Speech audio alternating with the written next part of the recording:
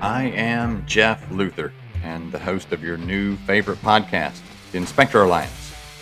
This is where we'll peel back the curtain and get behind successful service industry businesses to see just what makes them tick. We're going to focus around the home inspection business. That's what I've built. I've owned it for a little over 20 years now. But we'll also include other service businesses that might parallel ours so we can learn more. And the more we know, the better off we are. All right, we're back with another fun episode. This one's interesting to me. A lot of the stuff that I talk about here, have in the past, is somewhat theoretical about how I run my business, how I think. But this one, I'm going to actually get very real and kind of allow all of you into my business a little bit. Getting vulnerable. I just had a conversation yesterday with someone about vulnerability, and vulnerability is tough. It's hard. It's hard to be vulnerable, but a lot of times when we can let go and be vulnerable, that's where we grow. So I'm going to be vulnerable. I'm going to ask for input here, at least for comments. Now it's about complaints or callbacks. Now, look, we do 5,000 of these things or so a year. So callbacks or complaints are part of our business. The only way I know for sure to stop complaints or to stop callbacks is to shut our doors and close the business. And that's something I'm not willing to do. So it's part of the business. We use it to grow. We try to get a positive out of each one of these, but it's no fun. I'm a member of several different Facebook groups and a lot of, the inspector oriented stuff. I'll pick inspector specifically because I know most about that business. But the way that complaints are handled are usually an effort to figure out why we're right, why what we did is right, why we wouldn't have done something, why we shouldn't have done something, why we shouldn't be held accountable for something. And what I think sometimes might get lost is when we do that, we're telling the other person how wrong they are. And a lot of times for us, we try to figure out, how did this happen? Is it something where expectations weren't met? Were expectations not met because it's outside of the standards? Were expectations not met because we didn't observe something we should or shouldn't have observed? Were expectations not met because we didn't explain the rules of the game properly before we booked the inspection? Were expectations not met because we weren't on our A game when we did the inspection? Or were expectations not met because they were simply unrealistic? All of these things, and we could go on and on. But the reality is when expectations aren't met, really regardless for the reason or the circumstance, it dilutes the experience. When expectations aren't met, it takes away from the experience. And that's what we want to avoid. We want to have a great experience every inspection, every time. That's the idea. And now sometimes I can feel the cynics out there. Sometimes we enhance that experience or make sure there's not a negative experience by choosing not to work with certain people because we know we can't meet their expectations on a great experience. Sometimes it's just not going to happen. So with that, I will kind of dive right in here. Here's the scenario. We have intake forms. We have a call log or a callback form when people call and there's a callback. Regardless, we don't label them as a complaint because all callbacks are the same, right? And we do an intake, a quick intake. And the idea to do the quick intake is because we want the folks that are answering our phones to focus on serving our clients and setting up inspections. When we call and we have a complaint or a callback, they're not really equipped to handle that callback or come to resolution. So we don't want that person to have to repeat this process again. So we do it as quickly as we can, pass that information on to someone that's more equipped to handle that complaint or handle that callback or that question, and they can hash out the details with the claimant. In this instance, it was a referral source that had called back kind of on behalf of their client. We want to take the information as quickly as possible. And I'll try to share my screen here. All right. So if you look here, this is our intake form. Just happened the other day. Or the inspection did not happen the other day, happened in May.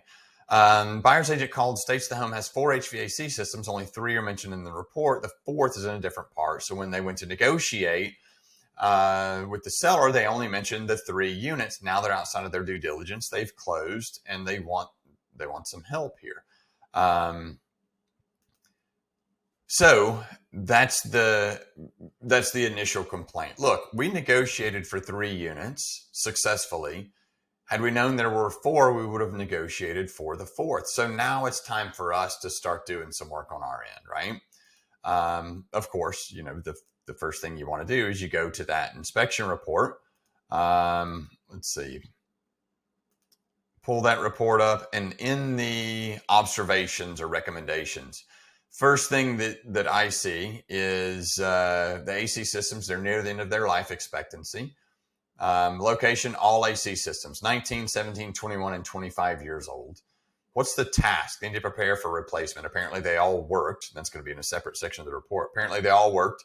Time frame's going to be unpredictable. They're between $1,500 and $3,000 per system.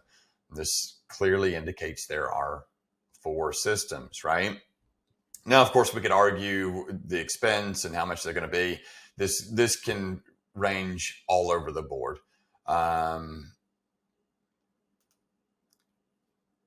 So that is now you have 2 pieces of information. We have the complaint. We have what was on the report as a recommendation. And that's just a highlight. As you saw in there, it's an 83-page report. So I'm sure that it's other places in the inspection report. Okay, so asking the referral source a couple of questions. Okay, why did you think that there were only 3 systems? It's kind of outlined in a couple of spots in the report. There were 4. I just want to understand what your expectations were and where we didn't meet those. So help me understand why you thought there were only 3 systems. Let's see. So I'll share my screen again here and go through the actual inspection report. Let's see. So we'll go. And this is just another page of the inspection report. This is just the description page. As you see here, we go to the AC system for the 2nd floor. And the picture there is above it. AC system for the basement. Picture there is above it. AC system for the master bedroom closet. Picture there is above it. And then the AC system for, the pictures go the opposite direction. There was one for the 1st floor. And then there was a picture for the 2nd floor. A picture for the basement, and then a picture for that master bedroom closet. The reality is we have 3 pictures here, and by their own admission, the agent admitted, hey, I flipped through the report. I saw 3 pictures. I saw 3 different AC units. My client saw 3 pictures, 3 different AC units. So that's how we came to the conclusion there were only 3 during the negotiation. The challenge is that now the agent has asked for 3. There are in fact 4. Their client takes no ownership. In the agreement there were 3, and the client is upset with the agent that there is a 4th that they couldn't negotiate for. So let's look at our standards here. We follow the ASHI standards of practice. So we'll take a look and see what those standards say about the AC systems. I think you all may know where I'm going with this. So if we go to the air conditioning, the inspector shall open readily accessible panels. We did that. Inspect central and permanently installed cooling equipment. Obviously, we did that. We came to the conclusion that it was at the end of its useful life and they needed to prepare for replacement. Inspect the distribution systems, which we did that. We described the energy source, which we did that. We described the cooling systems, which we did that. Nothing in here indicates we're required to take photos.